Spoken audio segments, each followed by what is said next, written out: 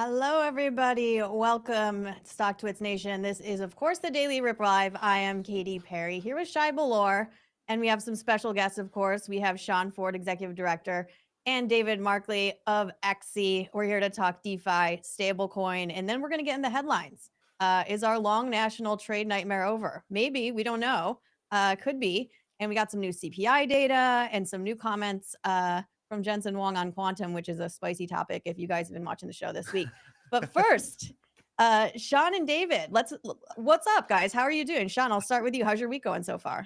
So far, so good. We're pretty excited. We've been making a lot of good progress with XE. We're excited to be here with you, and thanks for having us. Amazing. Where are you calling in from? I am calling from Sheridan, Wyoming, which is a lot of cows, a lot of horses, and as we mentioned earlier, a lot of dinosaurs to be found. Yeah, you're basically Kevin Costner, pretty much. The Kevin Costner of DeFi. That is, you know what? I'm going to use that. You should put it in your LinkedIn bio. David, where are you dialing in from today? I'm up, yeah, a lot darker than Wyoming. I'm up in New Hampshire. Oh, lovely. How is that? Well, right now it's gorgeous. 80 degrees, sunny, lots of green space. You know, can't complain. All right, you guys like your nature. I love it. Well, we're happy to have you here. Shay and I kind of vacillate between public markets, traditional TradFi, and then also DeFi. And it's always good to have people who are building in the DeFi space on to help demystify some of this stuff. So XE, let's talk about it. You guys are a fintech building a new kind of stablecoin called Unity. I'll kick it over to either of you. Give us an overview of what that's all about, keeping in mind that our audience isn't maybe as fully in the crypto world. Some people are, but not everybody. Can you break down what this is? Yeah, sure. So just to step back, so David and I, we were early Algorand. I was there as part of the founding team, and the reason I start with that is we spent a lot of time in the crypto space looking around and saying, where do we think the areas of the greatest acceleration and interest are going to be?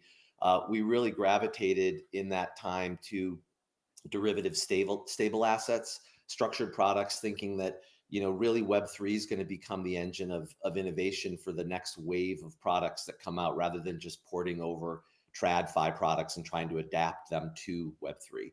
And so that kind of brings Unity in, which is an XE. So we decided there's a better way to do capital management and try to build a platform for layer ones that we know have a lot of pain points, specifically solving for the utility of their native token, but also providing some stability and some yield, leveraging that native token. And so Unity then came about. And so Unity is the first product that we're launching. It is a stable digital dollar. And so what we do with that is we leverage the native cryptocurrency of, at this particular point, Avalanche. And what we end up doing with that is pegging it and creating a product that people are able to use and treasuries are able to use to pay for grants or to manage and drive yield from the assets they're holding and really put their capital to work. The mechanics of that, I'm trying to keep it at a level here, but the mechanics of that are pretty straightforward. You mint Unity, and then you deposit USDC, USDT, AVAX, you mint Unity, and then you can start to deposit it and earn fairly attractive yield rates. Okay, yeah, I have a couple of follow-ups on the applications. You mentioned treasuries? Is it primarily an institutional product, or is it a consumer-facing product, or both? It ends up being both. We definitely focus heavily on large holders and institutions and treasuries, but it's a pretty simple process for people that just want to participate and generate their own yield to be able to do that as well. Okay, and then as people who again are not as deep in the space, they're following the Circle news, they're following the MoonPay MasterCard news. How should they think about what you're building in relation to some of those evolutions in DeFi as of late? Sure, I'm going to let David jump in. Yeah, so the stablecoin space is pretty fragmented in terms of the utility. And so just to give a quick overview, Where a lot of the headline news is coming is kind of twofold. One is on the peer-to-peer payment side. So that's your traditional Web2 payment providers moving in, partnering with other stablecoin issuers. And then another segment is emerging market store of value. And so if you look at networks like Tron or other, kind of emerging markets, there's a lot of demand to just get into dollar-denominated products. We see that market as very competitive, super saturated, and the logical place for most of Web2 to come in. And so by contrast, where XE and by extension Unity really focus is in exchange traded collateral or providing a high yield bearing dollar. So you can think about it more as like a high yield savings account, albeit the construction is different. We're not FDIC insured, et cetera, et cetera. But the returns are intended to reflect the risk that you're taking. So we're returning currently about 12% on every dollar that's deposited in the product. Wow. Okay. So how should is this like would you qualify yourself as like a fixed income product then? Yeah, from a mental model perspective, I think Yep. that's a fair comparison. So our strategy is delta neutral. The backing strategy for Unity is delta neutral. So we don't take market exposure in terms of price volatility, and then we basically supply liquidity to the traders that have demand to go long. And so that demand is what ultimately drives the yield. They're willing to pay a premium because they want to bet on BTC 150, 200, et cetera. They need capital to do that. Offering that capital isn't very straightforward. It's the crypto UX is still a work in progress, as many people know, and so we provide a conduit, an easy conduit to offer that capital to those traders. Interesting. I think it's fascinating because I think a lot of the conversations around crypto, around some of the more speculative products, but you're sort of adding a level of diversification, it seems, to some of those. But for people on the outside who look at stablecoins as tightly linked to crypto, and you mentioned FDIC, of course, T-bills are backed by the full faith of the U.S. government. How should people think about the stability and the trustworthiness of what you're offering as they're thinking about where to park their dollars for yield? Yeah, Sean, I'll start and then feel free to jump in. As the chief operating officer, this is what I think our core value proposition is to be above rebuke on the way we execute, the stability of the product, the disclosures that we provide. Getting to the question of, how do I think about this from a mechanic perspective? If you look at the back testing, the average return for this particular strategy that we're running is around 11 to 12% on an annualized basis. And it also carries a 3.4 Sharpe ratio. And so coming from traditional finance, that is it basically sells itself at this point. And so that's really what we're offering to the market. We think it's a phenomenal product. We think that, we launched a couple of weeks ago. We're up over $30 million of deposits. Money markets for our products just went live. So now leverage is available to people that want to get more exposure. And so we're just at the beginning here, but we're really excited about what we're able to offer to the market. Sean, over to you. Yeah, no, I think that was great. I would just sort of also peel the, sort of pull the cover back on the team itself. I mean, I think that when you go into this space, we take, obviously the responsibility to manage, funds incredibly seriously. And so we've put together, myself and David, we talked about briefly, have been in the space for quite some time, but also run, like, I'm going to say, real pre-Web3 businesses for a long time. Austin Campbell is our, head of strategy and risk. If you look up Austin, he's a former Paxos, former Citi, and has worked his whole career extensively in structured products. We've got just a very, very solid group of people who've learned from a lot of a time in the space and also seen a lot of mistakes. And I think we feel, very, very good about the group we have to be able to manage this product effectively. Got it. Let's shift quickly to the regulatory landscape, which is evolving with the new administration, kind of being a little more flexible, working a little more side by side with companies like yours. This recent news of the innovation exemption that Atkins proposed, basically to fast track projects in crypto and DeFi, does that impact your day to day or your ability to do business? Does that reduce friction, or is that more so an accelerant for the industry overall? Yeah, my quick take on that would be that the absolute the vibe within the space has dramatically changed with this new administration, largely because it felt like it used to be a game of gotcha, and how did you read the crystal ball to avoid making mistakes, whether unintentionally, and then getting sort of swatted for those things. I think that the biggest deal for us is we just stay focused on the business. We have a very sharp connection back to what the regulatory situation is, and obviously we're taking that very seriously. But we also feel like we have the room to innovate and be transparent about that without risking having a kind of one of those wipeout game fists come out of the wall and knock us off the ledge. And that's been the biggest shift for us. I think we're feeling pretty comfortable with the direction of all of that. I love that visual. I just pictured you flying off the screen. It was crazy. I'm curious. So you have the Unity. Unity is the core. Would you call it product, or how would you? It's our first product. First product. Okay. So I guess my question is like on the roadmap. I know you can't like give away everything, but what is in the realm of what you're building, and what are you not focused on building? Like what do you guys not have any interest in? Yeah, David, you go ahead. All right.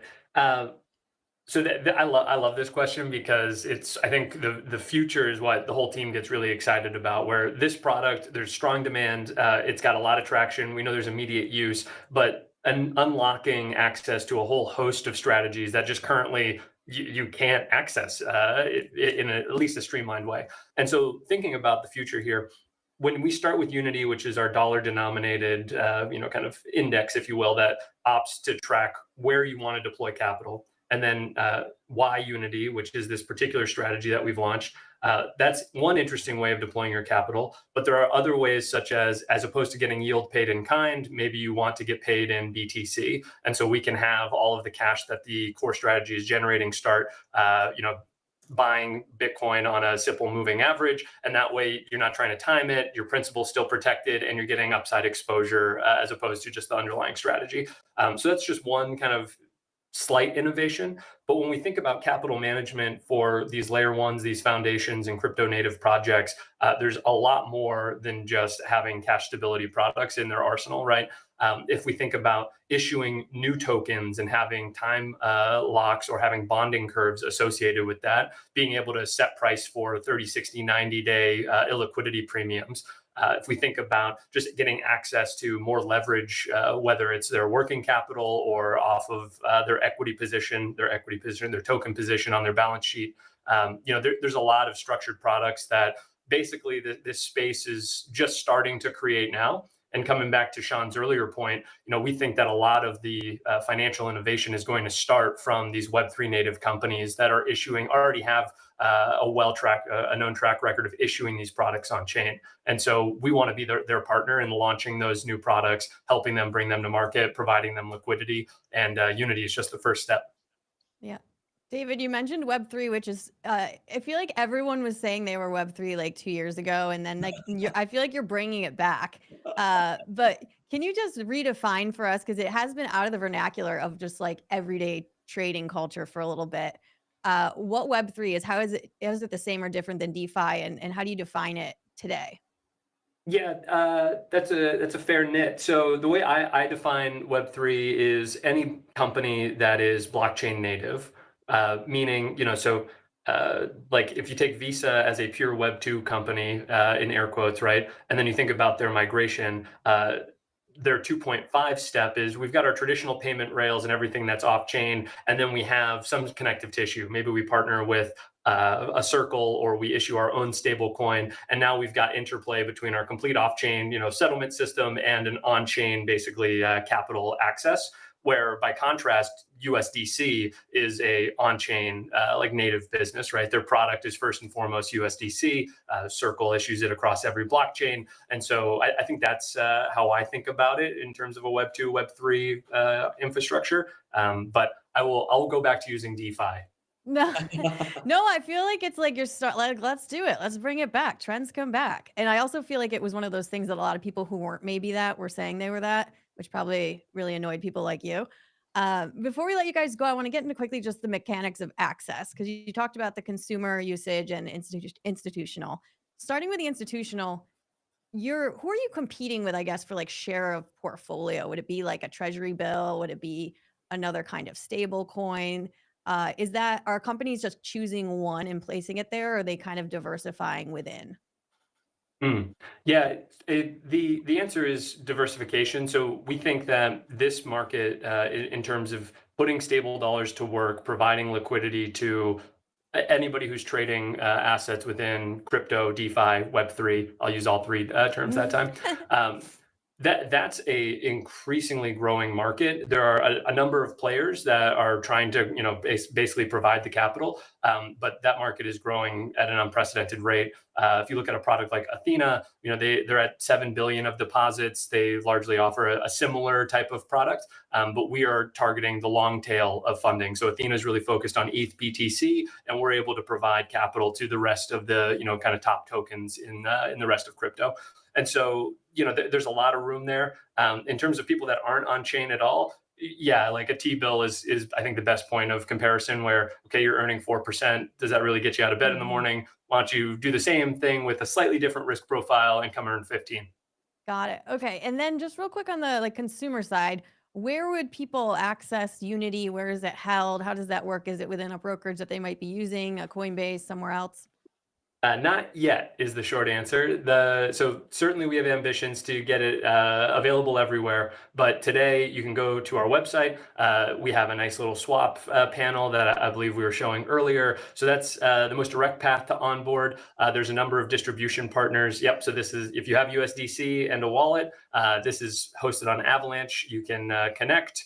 We also have a nice tutorial on how to get a wallet here, but you just load your wallet with USDC, swap, away you go. You'll have UTY, and then you can see on the rewards left-hand nav here, you can deposit into the yield vault, and there you go. So we've tried to make this as easy as possible. What's under the hood here is a number of distribution partners, decentralized exchanges, lending and borrowing markets, and so you can go direct to those facilities as well. Excellent. Guys, thanks so much for stopping by. Real quick, where can people follow you, find out more, keep in touch for updates? Well, so we have, we're on X, obviously. We have Telegram. We've set up Discord. But in terms of on X, it would be just at xsy.fi. And then I'm at WS Ford. And David, I don't know your X handle. at DB Markley for anybody that wants to follow. All right. Thanks so much, guys, for stopping by. I hope you have an amazing rest of the week. We'll let you off the hook while we nerd out on trade policy. Excellent. Thank you both so much. Thank you all. Thank you. All right, Shy. How are we doing over there? Doing well. I mean, the market's very green. I think it's not as green as you would think from the China deal being done. Yeah. I think a lot of people are just seeing between lines where like it's the same deal as a month ago. But I think the point was it's not escalating. I think it's like we found a baseline in a way of like what is going to be our sandbox. And it just feels like just zoom out, like look to the left, like it's been rallying like in a melt up mode, like total pain trade where liquidity is getting infused with the market because a lot of people are offsides on that V-shaped recovery. So I think it needs to cool off a bit. You guys heard me talk about the daily RSI and the monthly RSI is at 70 now on Qs and SPY. So like it needs to consolidate. I don't think we're going to have a massive big time pullback because again, typically what causes a 10% correction is a new variable headwind that causes a black swan. You never know when a black swan can happen, but what's the next variable FUD that the market is now pricing in that will catch it off guard? I don't know what it is. Maybe I think we need to cut rates. Maybe if we don't cut any interest rates this year, that's like a variable that's not being priced into the market. But I don't know. After seeing this we have our sandbox between US versus China, and the CPI this morning was very chill, cool. So I just think we're like going to be floating in the summer months. All right. It's like floating on a raft, sipping a daiquiri. Yeah, I was trying to see if China had like confirmed Trump's statement, which I'll wait for that. But I'm assuming it's a done deal. You have the 55% and the 10% for them, and then the rare earth, of course, which is really important. I know you've brought up MP materials before, and that is that North American based raw materials. Shy, does this screw these guys over at all, or is this a growing TAM where it's not a winner take all? Yeah, I mean, it definitely screws it in the immediate, if you want to call Yeah. that. The reason for that is there was a geopolitical premium that it was getting assigned due to this tariff war. Clearly, if you zoom, just like look to the chart, it caught a bid ever since the tariff war began. So I do think that it's probably going to be near term pullback, because I think some of the verbiage from this deal was rare earth supplies are going to be supplied upfront by China. So that means that I think that's the tailwind of this deal on China's end, because they got to position itself to retain that leverage, because they got to secure early supplying to a lot of these like downstream thematics like semis, EVs, AI infrastructure, etc. Because we need rare earth supplies, and I do think that it's something that AI growth relies. It's going to still have to rely on this fragile China-linked material flow, which is somewhat worrisome. But I do think this deal buys time on us figuring it out. I think MP Materials has a place definitely long term, because again, American AI, we want to reduce our dependency on China. It's a commodity. Just know that, like, this company's a commodity, and I have no idea how to price a commodity in my investment framework. Yep. Yeah, that's fair. So yeah, we'll see. This just broke, I mean, half hour ago. I'm gonna dig in more. I'm curious. To your point, Shai, it sounds like we kind of landed where we started. So I'm sure we'll get reports of like what has transpired, what some of the back and forth was, what changed. I also like how he ended the update with "Thank you for your attention to this matter" after writing in all caps. It's like, okay, yeah, we're paying attention. Let's shift over to hot topic this week. Quantum Jensen. Jensen making a statement today. It's June 11th. Calling the sector at an inflection point and basically insinuating that he think these were within reach of applying quantum computing to solve real world problems. Shai, does this build on what he said before, or what? You see the quantum stocks popping on that, but what can you voice over kind of what this take is, what it means for these quantum companies? Yeah, I mean, you guys unfortunately saw the episode on Monday. Again, like, everyone I've talked to that's highly respectable in this space, especially since starting at Future, I'm like, quantum is the next frontier after AI, and just because of the necessity of it. Where he talks about Moore's law. Let me pull up Moore's law real quick. Um, my notes on Moore's law, because that was a big reason why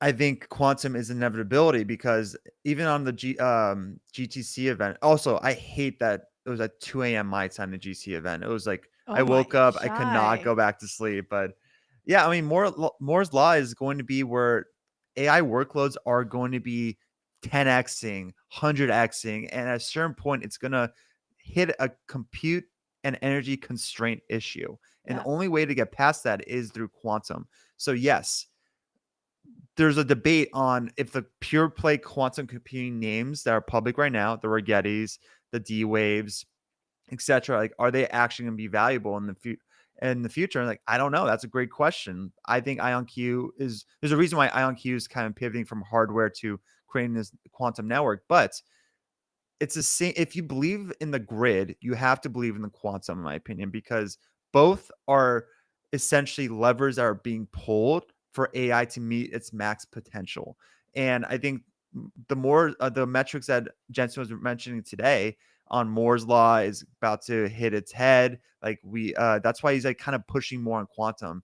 And again, what was it, a couple months ago? He was like, it's 15 to 20 years away. Yeah. Again, I called BS because he was building teams internally on quantum. So like, you don't do that, pay that much FTE and waste money on just a decade long of just nonsense. You just don't. And also, Mhm. companies don't waste 9-figure checks on something they know won't work. Like, it just doesn't make sense. So I do believe that quantum is going to be a reality. He mentioned like it's going to solve solutions within years. Jensen, NVIDIA, they know more than anyone else on the world in the world where the puck is heading, like where technology is heading. They have so much more insight than anyone else can. Yeah. They're saying that quantum is going to be able to solve real world solutions within years. Believe whatever he says more than anyone else. So again, I think it's the jury's out on ion these valuations right now on these quantum computing names. Maybe need to cool off, but again, I've been long on IonQ since under $10 years ago. Yeah. Now it's at $40, and I don't know where. All I know is like in 5+ years, which is everything I say is always 5+ years out. It's the thematic approach. Quantum's real, and it's going to be coming a lot sooner than people anticipate. Yeah, I think this gets to also just the semantics of debate and like, because Jensen, one thing I do appreciate, even just doing some like rudimentary going back in time, seeing what he said, he evolves and shifts. So whether that's a strategic, I'm going to say one thing because I'm building something, or he's just open-minded. Like, I think that is the best quality of a CEO. And to your point, he's talking to a lot of different people. So yeah, in January, he said one thing. In March, he said something else. He has also made nuanced statements of, I think this was what Martin was trying to get to, of the viability of specific companies being publicly traded within quantum. And so he has said that specifically among some companies, but overall, his belief in quantum was reaffirmed today as a concept. And then you can extrapolate that and say, okay, if you believe in it as a concept, do you believe in its viability commercially? And that's how the market's responding. But I think that's what happens in the course of a debate where it's like, he's kind of moved around, which I think is great. I think more executives should shift and like explain and say, you know what, I thought this. He even in March said he literally said I was wrong when he said it was so far out. So Jensen got a lot of points for me just in going through this, because it is very complicated. There's a lot going on. There's a lot of factors at play, and I think there's points about what we were both saying that was like kind of getting at the same thing, but I think in the black and white context of the argument, it kind of got lost a little bit. Well, I mean, I don't love arguments. Like, it's so against my nature. So, like, I think. I was jealous. I love arguing. You do? Oh my God, I'm Yeah. the worst. Like, even in my relationship, I'm just always listening and quiet, and she thinks I'm not like hearing her. That's worse sometimes if you don't fight. If someone's looking for a fight and you don't fight back.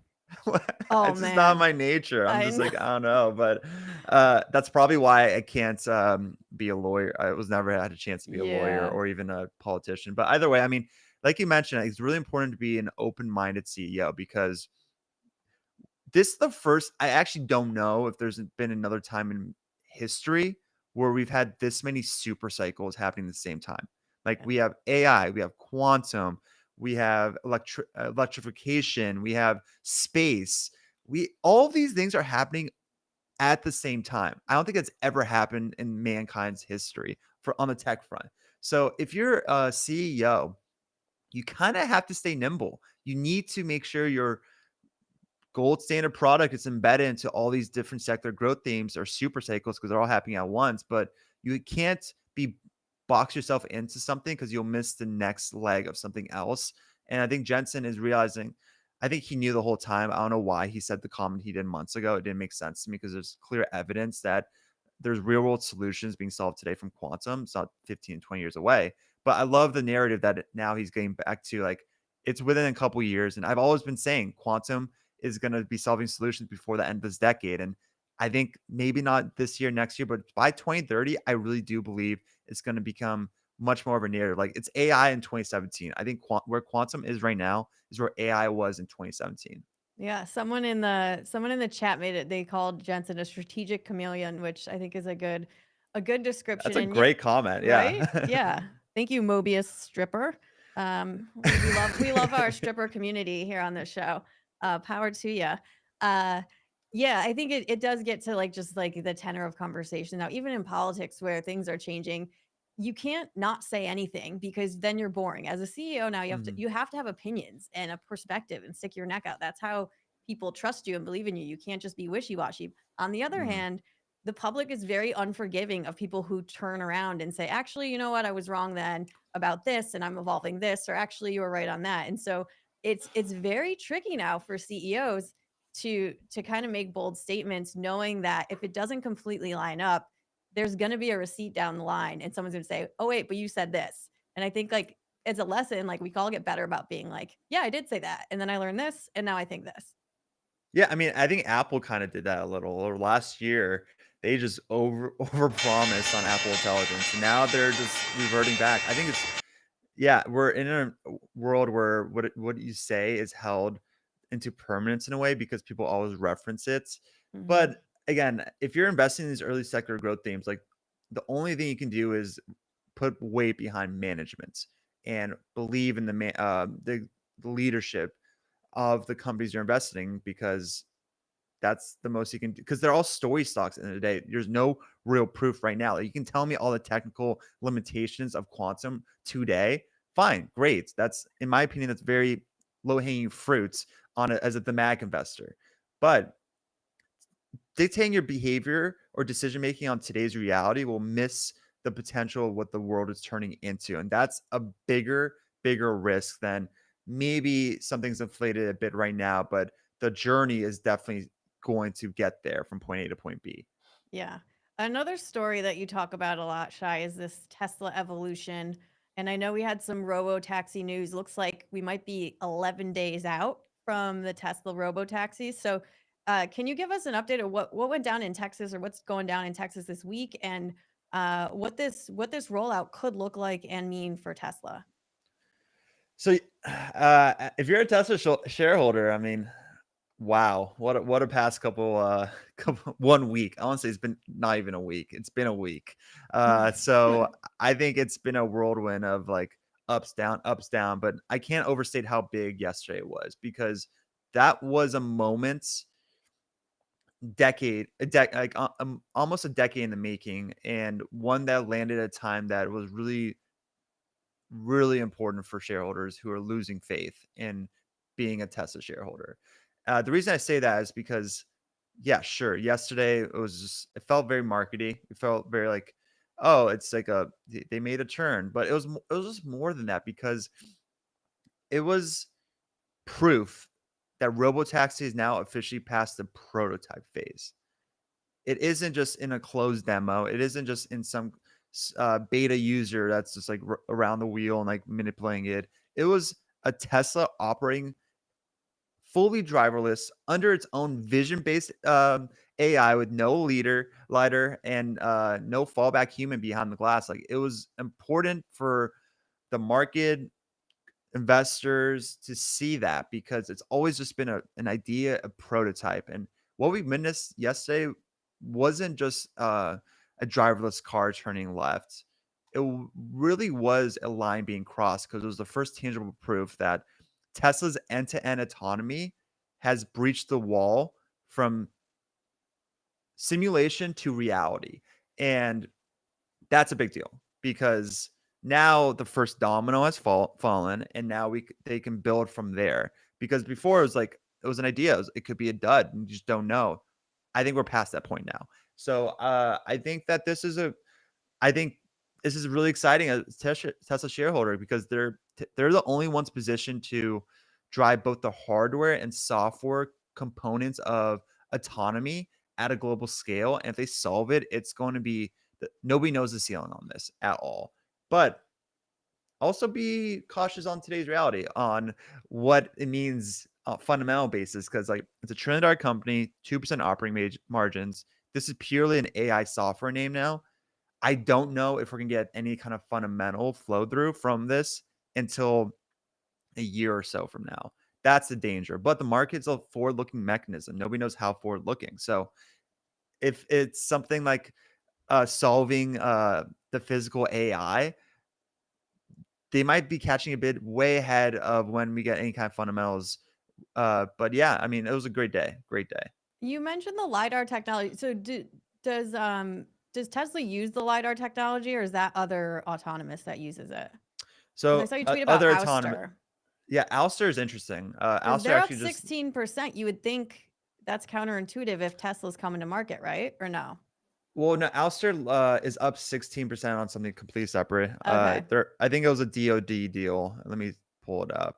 Okay, that would make sense. Okay. Their LiDAR got approved by a US DoD for unmanned aircraft. So that was the reason. Yeah. So it was a big catalyst. But for like, I don't know, the mobile eyes out there, I'm blanking on the Luminar. Yeah, Luminar. Like, if Tesla solves this, that's such a big headwind for those names. It really is. because again, that's it. That's the issue about having a high floor, low ceiling. That if a competing product that has no floor, unlimited ceiling proves that's past a prototype phase, people are like, why would I risk putting my capital in this for a single when I want the home run?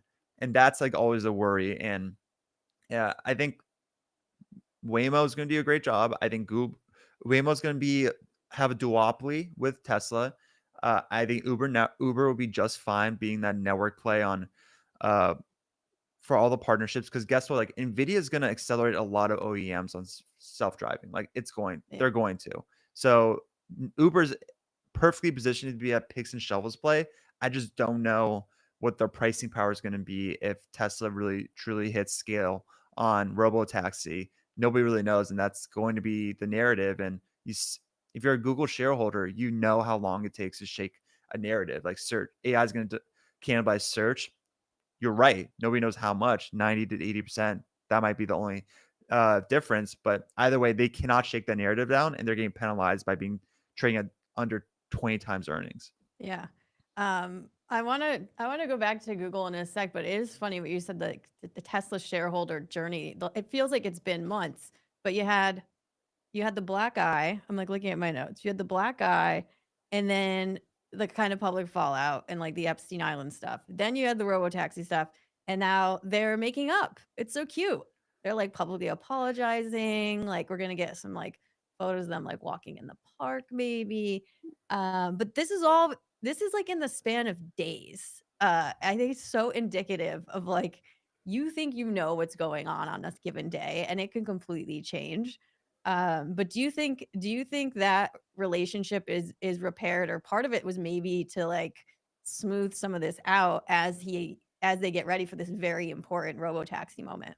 I mean, I think this feeds into the theory of it was staged the whole time, and I think maybe the only reason a lot of people are caught off, like myself included, of why it wasn't staged was that pedophile comments. Yeah. You don't call someone a pedo and Yeah. just like have Casually drop it on the timeline.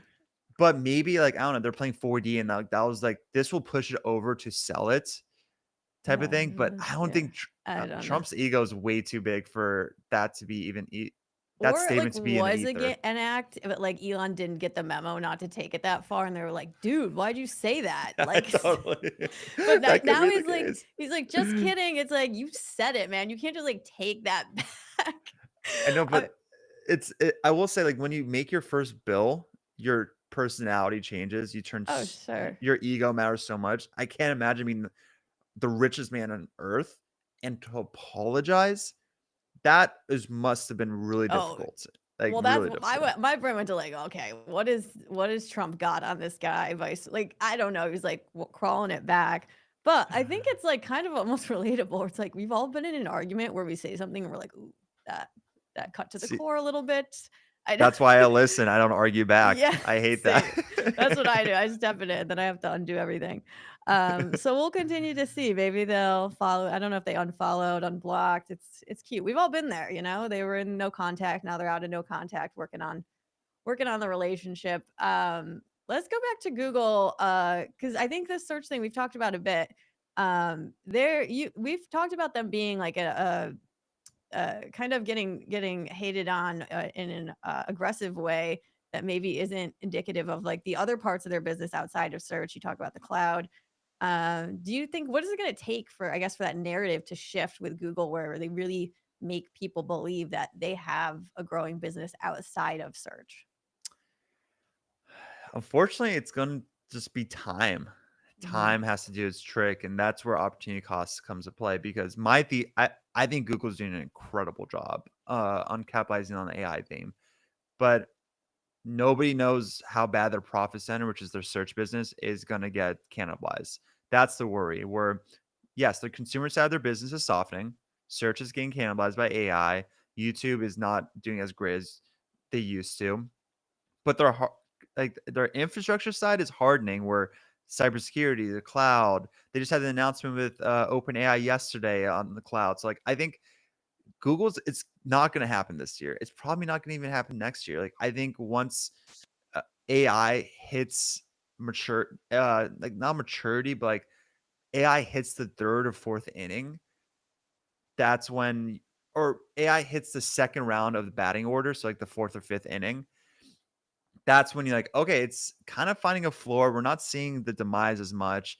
I also do believe that Google is going to be transitioning from a search engine to an answer engine. Like that's not that hard of a pivot for them. I just don't know how that's going to work on the ad side of the business, but Yeah. I'm trying to think about another narrative that Well, they anchored the have, stock for such a long time. yeah, they have some time. I mean, maybe I'll put my foot in my mouth because this is moving fast. But so Perplexity, which isn't the biggest LLM, but they're on pace. They reported to serve 1 billion queries this year. Google fields 4 trillion queries a year. So like it's happening, but it's not like the sky is not falling down yet. But I think, yeah, if you're a forward-looking investor, you do not like the trend.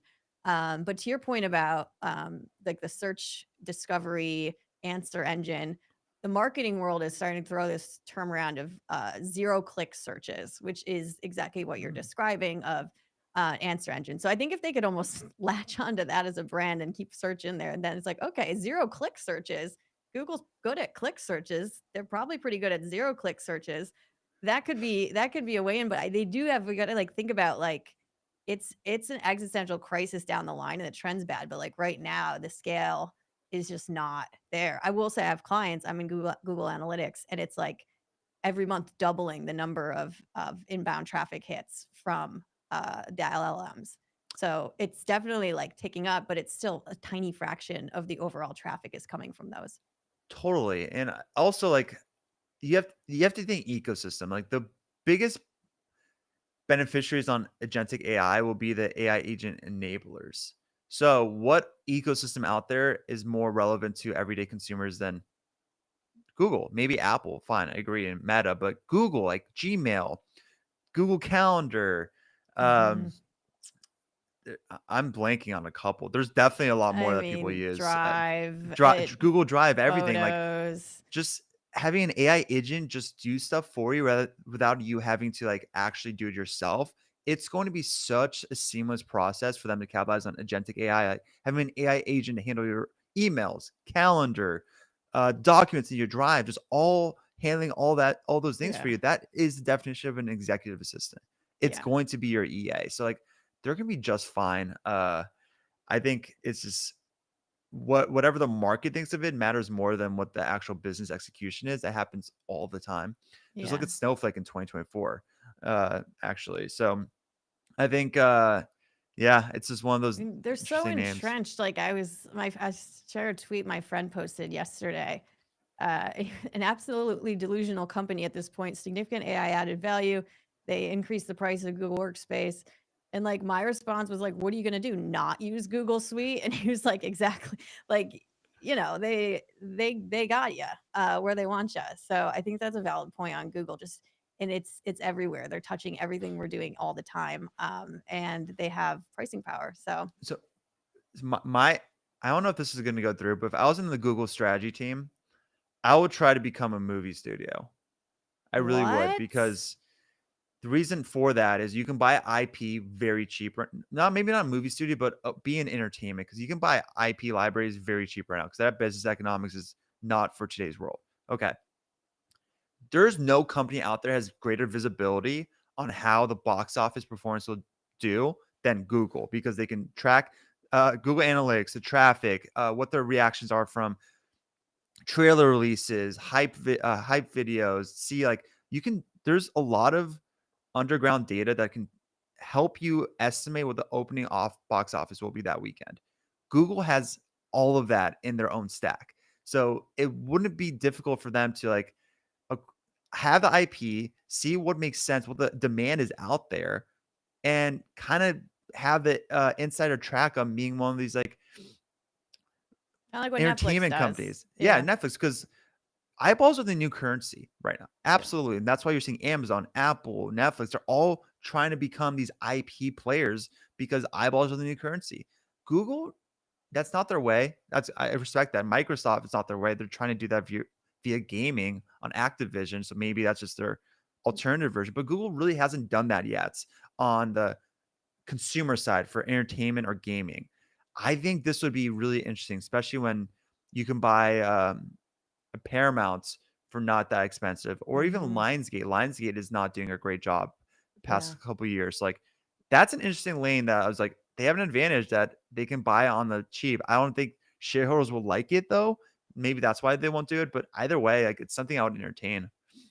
It's such an interesting thought exercise because I never thought about that. It's almost like that, like athletes want to be actors, actors want to be athletes, and I feel like yeah, Amazon, Meta, even they've had these entertainment endeavors or attempts, or they've gone through with it.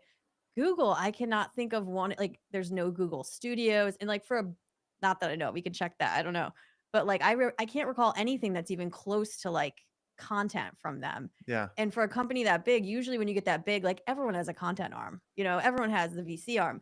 So like they seem to be the least entertaining, the least Hollywood out of all of them. And I never thought of that, but I guess it's just not in their ethos. Yeah, I think this should be though, because again, eyeballs are the new currency. I know they have I don't know, maybe Oh, of they course they have YouTube TV. yeah, Okay. But YouTube that's TV. that's That's more on like the tech distribution, but that's a great point from our producer Keith. Shout out Keith. no, they do have YouTube TV. I'll give them that. It's Yeah. just you don't make you don't have franchises. I think their franchises are so monetizable. You can monetize it for like decades on a franchise. And I think I don't know. Like I feel like YouTube TV, they're going into live sports, they're getting to live TV, but I think they have having original Google content. Like that's something that's really, really impressive. Or Apple has a lot of original content now. They just started, but like they have a lot of original content that's doing really well. They're Yeah. spending billions on Severance, but Severance is a cultural phenomenon now. So I don't know. I just think Love that that show. Yeah, when we were talking, I it totally forgot like the existence of YouTube completely slipped my brain. We were just talking, but it is more on the tech side. They do have YouTube originals, but to your point, it's not to the degree of investment that like an Apple or an Amazon studio is doing. or even Amazon. Like Amazon bought MGM for their Oh, library, right. IP Yeah. library. So Yeah. like they're the only real them and Meta just have no interest for some reason. I guess I don't know. Meta has all these consumer like Instagram, Facebook, like they don't I really feel like need they their they eyeballs as attempted a much. TV. I feel like there was like a Facebook TV attempt at some point. I could be. I feel like years ago, like almost a decade ago. Um, but yeah, it's interesting. I think you're right though. There's like a lot of shaking up in the content, entertainment, media world, so it could be a good opportunity for someone to get in. Um, I want to shift to another topic we've been talking about a lot, which is like the pharma, Wegovy, weight loss drugs. McDonald's just got downgraded, and basically it's because of these weight loss medications. And I keep hearing this conversation a lot of like, what are these big CPGs, fast casual restaurant companies thinking? Because again, it's a long term challenge. Um, but you already see it in sort of what the analysts are saying with McDonald's. I'm looking up exactly who it was, but basically saying like people are just going to be eating less and they're not going to want to be eating this stuff. So what do you do if you're in these spots? You have to pivot quick. I think in 5 years, GLP-1s are going to be a lot more normalized than people think. I really do believe it's going to be as normalized as cosmetics like Botox Yeah. is. It's Botox was like it has become a lot more democratized. I don't think that's probably a weird word to say for Botox, but like it's become It as definitely common is. as teeth whitening. Yeah, Let's just yeah. say that. Yeah. I think GLP-1s are gonna be the same thing. And I think that these fast food dining chains are gonna be in somewhat trouble. Like McDonald's is I don't know, maybe GLP-1s are always gonna be too expensive for the lower class. Like maybe that's their aim or middle class They're because getting more affordable though, I that's the think. thing This very yeah. quickly. So like like what would you do if you're McDonald's right now? Like you can't just pivot I to don't become a smoothie brand or I don't they know. own a lot of real estate. That's the beauty of their business model though. They own a ton of real estate. So that's something, but I think Yum Brands is more in trouble. Like the KFCs, the Taco Bells, Yeah, those are the more in there's trouble. also with the fast food chain, there's two components. One, people just eating healthier, but then just eating less often. And so if you're somewhere like a McDonald's where you're counting on like repeat, people are having fewer meals a day. They are bringing the snack rack back in July, which I am a huge fan of the snack wrap.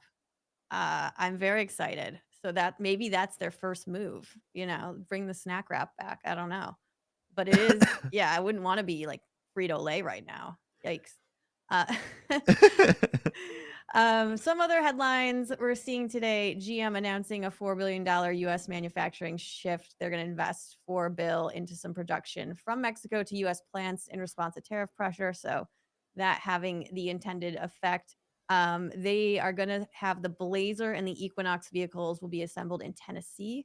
I believe Nissan has a big presence there already. They're also going to be in Kansas starting in 2027. So we were talking about like reshoring, like that seems like a pretty quick timeline, less than 2 years. Usually, for some of this reshoring effort from other countries, it takes longer than that. But they're hoping to enable the development of over 2 million vehicles in the U.S. Critics are also saying on the other side, this shows they're stepping back from EV. So they could be sort of waving the flag there, because obviously these two aren't their electric vehicles by any stretch.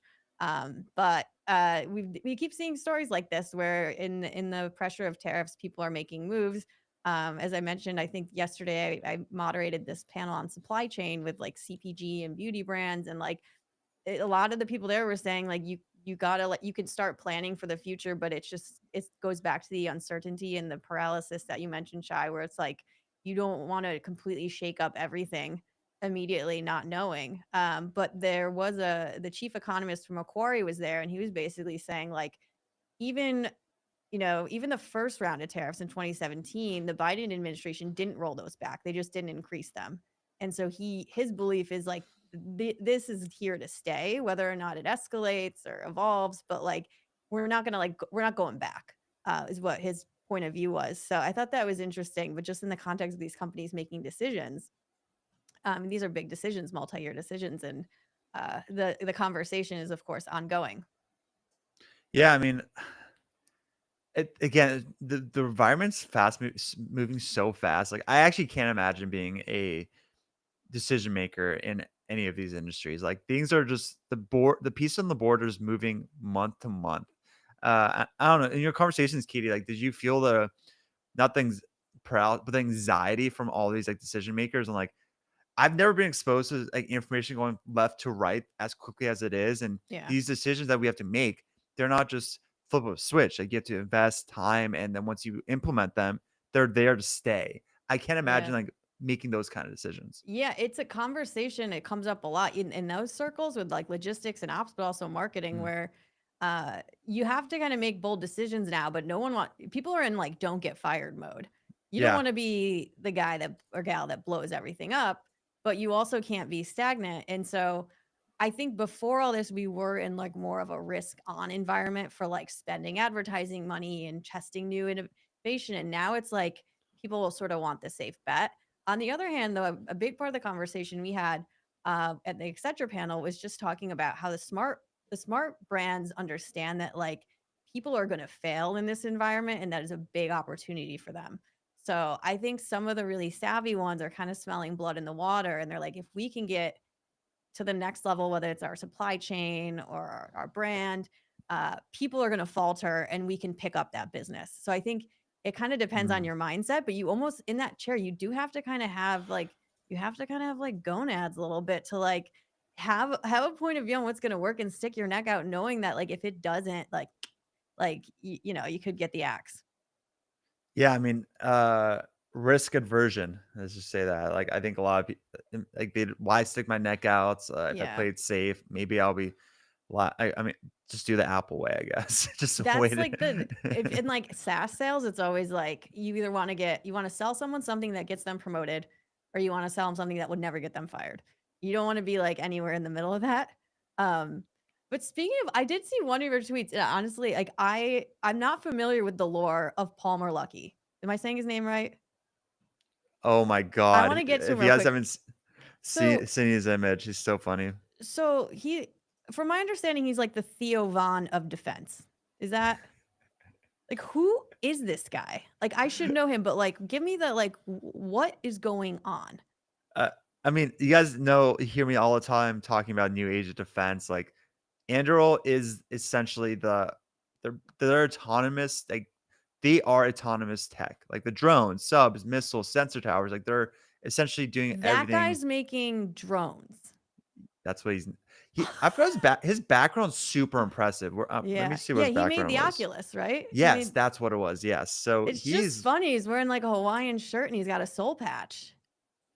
I love it though. Like, can you imagine like when they become public, that they're just gonna that's the coming on CEO the on show. every 3 months. He's But coming on the show. yeah, I mean, again, like the new age of defense, like they're going just like in the Palantirs, like they're going to be one of the pillars of that new age of defense bucket on spend that's essentially not unlimited, but it is just constant year after year. And I just think that there's so many geopolitical tailwinds for companies like Anduril and for Palantir that I forgot what the valuation is. I want to say it's like $30 billion for Anduril, which is crazy because I think there were just 5 billion a couple years ago, if Whoa. that's. So like clearly the private shares are in hot demand. I've been trying to get acquire some shares in the private markets for like over a year. It's very difficult. If anyone wants to unload any Anduril stock to Shy, Hit me let up. us know in Hit the me chat. up. Yeah, would you articulate them as like sort of the hardware component to Palantir software, or like did those two things work together? They and work not in together. competition? I mean, you know what's interesting? What's the name of that one? It's Archer Aviation. If I pull up their chart, ACHR. So they have a ton. Again, Archer is kind of like the best way to get your peer exposure to Anduril because there's so many partnerships together, like so many. Again, part of the new like, this is an eVTOL angle, but it's part of the new age of defense thesis, and I think that a lot of times, like the way I would think about to go back to your question though for Palantir and Anduril is like, yeah, you're right because Palantir is more of an operating system and decision layer. You guys hear me talking about like they are the operating system of AI. I think you nailed it where Anduril is more of an AI powered hardware. So they built the physical systems like the autonomous drones, submarines, towers, like I said, that power.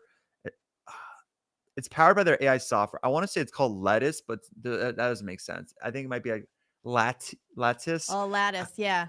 It is Lattice. I keep thinking Lettuce is Lattice. what his hairstyle is. We used to, it's the lax bro. He's got the lettuce. So yeah, Lattice. so essentially, Palantir sells like software licenses, like data platforms, AI agents. Anduril sells like the actual hardware packaged with AI software. It's very different. It's very government focused. Like I don't think Anduril will ever go in the commercial space. That's why like Palantir is very much enterprise. Anduril, I don't think will be that. Maybe they will. Drone sounds horrible. Scary, but you just never know. Like they are controlling Private both the AI security. stack and hardware. So like maybe you just never know. But their tradition as like the neo prime defense company, and I just think at $30 billion with how quickly things are escalating, like this is a name that I want exposure badly. Yeah, I mean, I've seen them around. Like, I'm embarrassed I didn't know more because it's like a big company. And then I was like, who? And then you tweeted, I was like, who is this guy? Because I was like, I thought Anduril was like weapons. But I was like, it can't be so, but it is. Well, we are heading into the trading day. Things are seeming, as Shay mentioned before, pretty chill. Looks like Vance is jumping in on bashing Powell, so we got a little of that kerfuffle going on, but we'll continue following that story. Obviously, the trade news, we'll get more details from there, and we'll be back with you guys tomorrow for more market headlines and news. Shay, I hope you have an awesome day over there. Yeah, you too. Thanks, everyone.